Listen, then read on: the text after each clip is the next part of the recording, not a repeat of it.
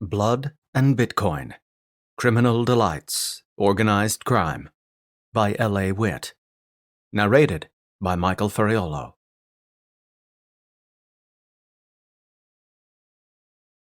Chapter 1. Chris didn't know which of the assholes had split his lip, but did it really matter? Sitting under blanched and buzzing fluorescent lights in an uncomfortable metal chair with his hands bound behind his back, he tongued the cut for the 100th time. At least it had stopped bleeding. The steady trickle down his chin had annoyed him like a bad itch, and there'd been nothing he could do except dip his head and try to brush it off on his t-shirt. The shirt was already trashed, so he didn't care. He scanned the room, searching it yet again for some hint about where he was. No such luck. The bare concrete walls and floor offered nothing. Apart from the chair he was tied to, the room was empty. The structure could have been literally anything from an abandoned warehouse to something still under construction, especially since he hadn't seen a damn thing before he'd been locked in here. He'd been blindfolded when they dragged him from the van into this place, but he'd counted steps. 23 from the vehicle to the stairwell, 12 steps down, hairpin to the left, 12 more steps, another door, 47 steps straight forward, left turn, 12, right turn, 6, door, room, chair. Over and over he replayed that mental map and all the details of his situation. Not that he had a lot of faith that he'd be getting out of here on his terms or on his own power, but it was something to focus on. There were voices outside the room, some just beyond the door behind him. He didn't catch what they were saying, but he recognized the deceptively relaxed banter of bored sentries. People had come and gone, presumably sentries changing shift, and he'd assumed they were well armed. After all, between the beating and the blindfold, he'd caught a glimpse of firepower. Pistols, a Mach 10, something big, black, and nasty, and he had no reason to believe the men outside had left those in the van. Zip ties bit into his wrists and ankles.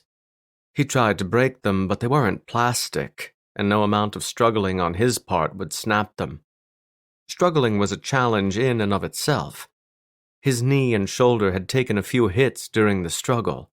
Bruises throbbed all over his body, especially in the places pressed against the chair. He wasn't even sure how long he'd been here. A couple of hours at least, possibly longer.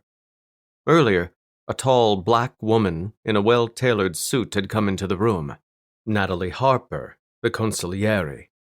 Even with his bell rung, he'd immediately recognized her face, especially those steely eyes, from his pre-mission briefing. She'd demanded to know why he'd been sniffing around Worley security tech property, what his business was, why she shouldn't have him turned over to the cops or tossed into the river, depending on her whim. He'd gritted his teeth and, quietly and repeatedly, demanded to see her boss. "I need to talk to Trent Worley. It's important." She'd injected more contempt into a single huff of humorless laughter than he had ever heard.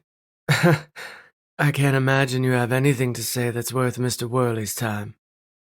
Chris had turned his head and spat blood onto the bare floor beside him. Might be worth his time if he wants to stay alive. She hadn't reacted, not visibly, anyway. He'd refused to give up any further information, and Harper had stalked out. That had been at least 2 hours ago, maybe more. Since then, no one had come into the room. That could only mean they were waiting for someone. And if they were smart, that someone was Trent Worley. Though it was a long shot, Chris held out hope. Trent was not an easy man to meet. He was the public face of WST, his father's multi-billion-dollar cybersecurity empire. And if meeting the son was difficult, an audience with the father was nearly impossible to obtain. Jim Worley never attended functions, preferring to address his shareholders and the media from the comfort of his plush high-rise office, by way of teleconferences and televised speeches. Some said he was a modern-day Howard Hughes, an agoraphobic germaphobe. Others said he was paranoid someone wanted to kill him. Ironically, it was his playboy son who was in the crosshairs. While the media painted Trent Worley as a carefree heir who partied his father's fortune away, anyone within the cybersecurity industry knew the truth.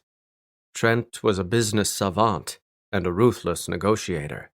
He was the brains of WST, effortlessly securing so many contracts his list of clients read like the Fortune 100 list. And that was to say nothing of the Hive, his very secret, astronomically successful, and highly illegal side hustle. The Hive was notorious among law enforcement for its unapologetic manipulation of cryptocurrency values, particularly Bitcoin, in order to undermine competing black market cartels. They especially targeted any cartels going head-to-head with the T-Horse Road, the Hive's virtual marketplace on the dark web. Billions of dollars of profit had been thwarted again and again by Trent's side job. Wasn't hard to imagine why someone wanted him dead. Chris closed his eyes and swallowed against a wave of nausea. He'd been queasy ever since someone had landed that blow to his head. It was worse now that the adrenaline and endorphins were gone, leaving him with pain and the twitchy fear of a caged, cornered animal. Though getting grabbed by Worley's people had more or less been part of his plan, his instincts and senses didn't know that. They did know, just as his brain did, that this was dangerous, and everything could go south, quick, fast, and in a hurry. Fight or flight had been crackling at the very edges of his nerves, one threat away from exploding to the surface. Only his training was keeping him from snapping. One slammed door or sudden shout or a goddamn spider dropping onto his shoulder, and he'd lose it. He concentrated on breathing. If he panicked now, he'd just give himself a heart attack. He was bound to a chair and contained in a room inside a building whose layout and location he didn't know. This was going according to plan. It wasn't fun, and he'd feel like shit for a few days, but he was on Trent Worley's radar now, and he hadn't been shot. So far, so good. Far away, a metal door opened and closed. He assumed they were changing out guards again, but then the banter outside ceased abruptly. Footsteps approached that didn't match the others that had come and gone, and not just because these were the rapid, determined strides of someone on a mission. Throughout the hours he'd been here, there'd been only the heavy sound of combat boots, but now, those were high heels. Chris would have recognized that sharp thunk anywhere. Damn. Who the hell had they called in? Natalie Harper, who hadn't been wearing heels when she'd been here earlier, was Trent's right-hand woman. No one else ranked higher on the food chain aside from Trent himself and his old man. Nerves prickled along Chris's spine. He listened to the approaching footsteps. There was nothing else to listen to. The background buzz of conversation remained MIA. The entire place had fallen deathly silent except for those sharp, fast footfalls. Just outside the door, the steps halted. Chris held his breath. "He's in here, boss." A gruff voice he didn't recognize. Boss? Who the fuck? Behind him a lock clanked, echoing through the stillness. The door opened, the change in pressure popping Chris's ears and making his head swim again. The high heels came closer, no longer muffled by walls and distance. The door shut with a heavy thud, but the sharp steps didn't stop and the conversations outside didn't pick up. His senses tingled with the proximity of another person, and his brain whirred with attempts to conjure up a picture of who this woman might be. It was an instinctive response, a primal drive to know what the predator looked like, so he could be vigilant and protect himself. Too bad millennia of evolution didn't take into consideration that the prey might be zip-tied to a metal chair, with absolutely no means of escaping the faceless predator. The woman came around him, moving in two long, graceful strides through his peripheral vision and right into his line of sight, and this wasn't a woman. The slim, dark-haired white man in a finely cut suit stopped in front of Chris and watched him with intense, but somehow disinterested blue eyes.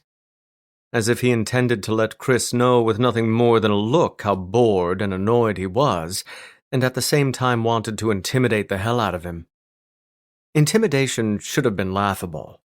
The man was much slighter than Chris, and had they both been standing, he would have been at least 2 or 3 inches shorter, even in the heels he was wearing.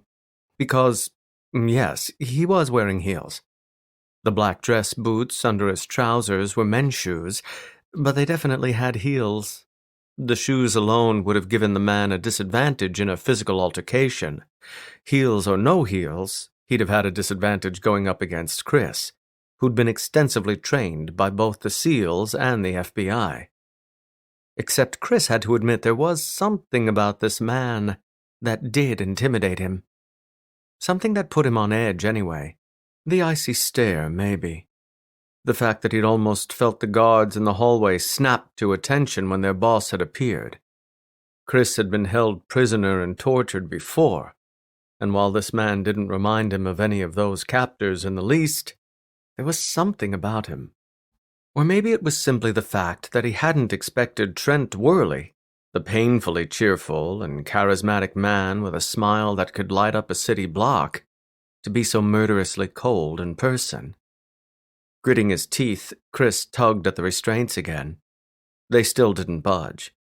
He wasn't sure what he would have done if they had. His silent captor folded his arms, the motion revealing the subtle outline of a pistol under his jacket. "You going to tell me why I'm here? Or are we just going to silently enjoy each other's company?" Dangerous boredom and irritation permeated his tone, and Chris marveled at how easily Trent presented himself as calm, cool, and threatening as fuck. Like he was one eye roll away from snapping his fingers and ordering the goons outside to finish Chris off. And yet, at the same time, his voice was smooth and lyrical, hinting at a man who was incredibly charming when he wasn't so obviously restraining himself from decking someone.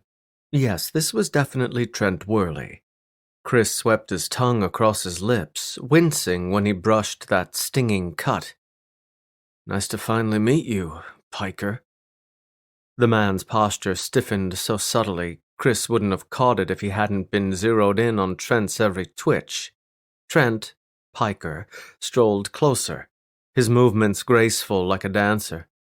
He stopped just in front of Chris and stared down at him, as if to emphasize that at least for now, he was taller and had the advantage. "My name is Trent." "Yeah, it is." Chris held Piker's gaze. "But we both know you go by Piker, too. We both know you're the hacker who runs the hive." Piker leveled a menacing stare at him, fury darkening his expression. In a low and warning tone, he said, "You're bound, and I'm armed. If you want to walk out of here, I would suggest you start talking, because this is where you make yourself either very useful or very dead." Chris's heart went into overdrive, shifting in the hard metal chair, making his restraints bite into his raw skin. He lowered his voice. "I know who and what you are, and I also know that someone is trying to kill you."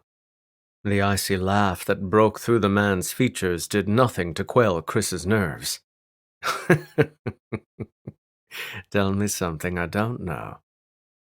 I wouldn't have a bulletproof limo and a legion of personal security if I can stop them." Piker's humor vanished. He set his jaw and narrowed his eyes. "How do I know you're not the one who wants to kill me?" Chris looked down at himself, then up at Piker, hoping his expression conveyed, "Seriously?" "Listen, How do you know who I am? And why do you care if I'm dead?" There was a note of warning, a distinct, "Don't fuck with me, or I will happily shoot you right here and now." I've been researching the hive." Chris dropped his gaze, avoiding Piker's piercing stare. "I need a job." "Anyone ever tell you you're shit at charming human resources?" "I don't know about charming anyone, but I got your attention. And you're part of the hive, so..." "Part of the hive?" Piker laughed. He moved his hands to his hips. his unbuttoned jacket sliding back enough to reveal the butt of the gleaming nickel-plated pistol under his arm. "Bitch, if you know who I am, then you know I'm its queen." Yeah. And now that Piker had admitted out loud who he was, this situation was 10 times more dangerous for Chris. He'd seen Piker's face, knew he was both Piker and Trent Worley. That was a fact guarded like a state secret, and rumor had it the Hive, especially its queen, had no problem using bullets to keep its secrets safe. Refusing to let his renewed apprehension show, Chris said, "So we both know who you are. How about we cut the crap and—" "You're a little too tied up to be making the rules here," Piker snapped. "And you need a job? Is this really how you think you get hired?" Chris sighed heavily. "Obviously not. But when I started digging around for information about the Hive, I stumbled across people talking. Rumors mostly, but the more I dug..." He lifted his gaze again. "The bottom line is that there's a threat out there. I want to work for the Hive, and the Hive is nothing if you're dead. So when I realized someone wanted you dead, I needed to make contact." "Oh, no. Nicely done there." Piker gestured at him. "Get your ass kicked by my security team, who, by the way, has authorization to use deadly force. Impressive." He rolled his eyes. Chris offered a tight half shrug, wincing at the pain in his shoulder. "Nothing else put me on your radar. That, and I needed to see you one-on-one like this because there's a damn good possibility that whoever wants you dead is in your inner circle, either at WST or the Hive." Piker scowled. After a moment, he began to pace across the floor, heels clunking on concrete in a way that shouldn't have been this unnerving. He pivoted on one heel and headed back the direction he'd come. From the chair where he was bound, Chris watched the man pace. It reminded him of a pendulum swinging under a clock, except this clock was counting down until the Hive dumped his body somewhere. It was still hard to believe that this was Piker, the kingpin, the unrivaled hacker who had, in between running WST for his father, built the Hive from the ground up and run it like a modern-day mafia. Most people would, and in fact did, dismiss Trent Worley as an entitled kid with loads of sex appeal and no brains. They thought Trent was an idiot blessed with natural charm and a mouthful of silver spoons. But no one doubted for a second that Piker was razor sharp. He could work a business or a computer like his airhead alter ego could work a crowd. That they were the same person had blown Chris's mind. It was difficult to conceive of just how much power this man really had, just like it was impossible to imagine how ruthless and brutal he could be in order to hold on to that power. "You say you want to work for the Hive?" Piker didn't stop or look at Chris.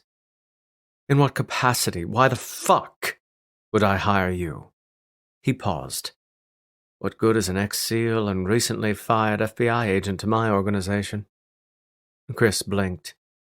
Piker glanced at him and laughed humorlessly. "You don't think I had my people do some digging of their own before I came down here to meet you? I know who you are, Special Agent Emmett." It wasn't surprising. It really wasn't, just unnerving. The Hive had an incredible reach when it came to accessing data that wasn't supposed to be accessible. Chris shifted, trying to ease a cramp in his arm from having his hands bound behind him for so long. "I picked up a few skills in the SEALs and in the Bureau that might be useful. Like breaking into secure buildings without being detected. Your boys only caught me because I wanted to be caught." "Is that what you said about the FBI?" Piker threw back. "Did you want them to catch you too?" Chris gritted his teeth. "That was different. I didn't..." He hesitated. "I didn't kill those people." "So you say. I've only read a little bit about what happened there." Piker tisked. "Does sound like they did you dirty." "And you won't?" "I never said that." Piker glanced at Chris before he turned again and continued pacing. "The difference between me and the Bureau is that I won't tell you to your face that I'm your friend, and then stab you in the back. You'll just look me in the eye and stab me. Shoot you, most likely. He said it so casually, as if he were picking out a restaurant. Chris swallowed hard. Look, I want a job and someone wants to kill you. I've got training, resources. Put me on your security team and I'll keep you alive. Piker stopped pacing. The sudden absence of his resonating footsteps jarred Chris, left his ears ringing in the silence. The seemingly unlikely mafia boss looked right in Chris's eyes. You're pretty confident that I'll keep you alive. It's your call. Chris tried to sound more flippant than he felt. But if I had a red dot on my forehead and someone said he could figure out where that dot was coming from, I think I'd take my chances and see what he could do. Piker's lips pulled into a thin, bleached line. You still haven't given me any reason to believe this boogeyman with the laser sight actually exists. You think I'd let your boys bust me outside your building, hand me my ass, and tie me to a chair if I wasn't serious? Chris forced himself to hold Piker's gaze, and not let it slip that he was even the slightest bit intimidated. No legitimate company is ever going to hire me. The Hive is my best chance at a paycheck, and it'll crumble if someone kills you. I'm out of career options, so I've got every reason to want to keep you alive and in charge of the organization. And I know you've got the resources to figure out if I'm bullshitting you. Only an idiot would try. Piker didn't speak. Chris took a deep breath, which hurt like hell. I know someone shot at your car 3 days ago. I know that an explosive, specifically an IED with a cell phone attached to it, was received at WST's downtown facility the day before that. I know that someone has started making identical death threats against both Piker and Trent. He looked right in Piker's eyes, more than a little satisfied that the hacker appeared duly unsettled. And I know the last week you attended the funeral of a member of your security team, and that he was dead before he took the bullet he allegedly used to kill himself. Piker went white. Do I have your attention now? Look, Chris let some impatience slip into his tone. At the moment, I don't know who wants to kill you.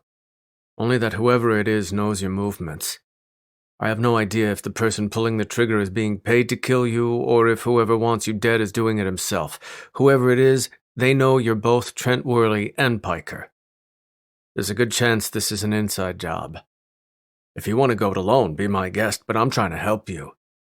And I got my ass kicked tonight for my trouble. He shrugged, despite the pain. Your call. Yeah. But the part where you keep losing me is why the fuck I should trust you to find this would-be assassin when I have plenty of people on my own payroll who can get the job done. Have they gotten the job done so far? Piker glared at him. Chris moved to put his hands up in a placating gesture, but of course he couldn't because zip ties. Flushing someone out like that and grabbing them before they pull the trigger is what I do. No one is better at it than me. Piker huffed a humorless laugh. And they say I'm full of hubris. Call it what you want, it's the truth. Chris moistened his dry lips, barely registering the sting as his tongue brushed the cut. When an enemy operative needed to be identified, found, and extracted quickly and cleanly, I'm the one they sent in. I'm the one who got it done. He paused. As long as your people are digging into my files, tell them to look up a disciplinary hearing from about 8 years ago. Didn't go to court-martial, and most of the identifying details have probably been redacted, but there will definitely be enough left to prove my point. Once again, he seemed to have the hacker's attention. So why don't you just tell me what happened? Would you believe me if I did? Chris looked Piker right in the eyes. Check my file. Read what went down, then decide if you've got someone else on your payroll who can even try to get this job done better than I can. Piker's eyebrow flicked up. He watched Chris, wheels obviously turning in his head.